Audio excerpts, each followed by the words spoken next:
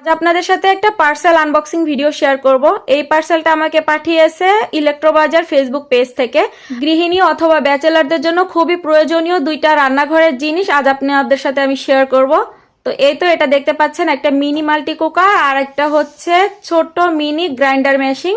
তো এই mini multi কুকারটা এখন আপনাদেরকে আমি আনবক্সিং করে দেখাচ্ছি।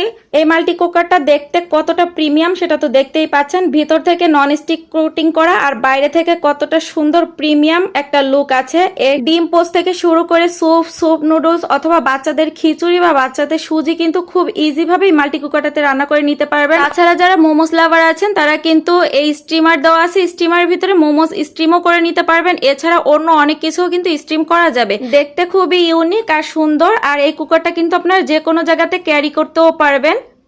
এখন আপনাদের সাথে যে গ্রাইন্ডার মেশিনটা শেয়ার করতেছি এটা হচ্ছে একটা মিনি গ্রাইন্ডার মেশিন। রান্নাঘরে ছোটখাটো টুকটাক জিনিস কিন্তু আপনারা এই গ্রাইন্ডার মেশিনটার ভিতরে গুঁড়ো করে নিতে পারবেন। ভাজা জিরা, কাঁচা জিরা, ধনিয়া, আস্ত গরম মশলা, চাল অথবা ডাল যা মন চাই তাই কিন্তু এই গ্রাইন্ডার মেশিনটাতে ইজি ভাবে গুঁড়ো করে নিতে পারবেন।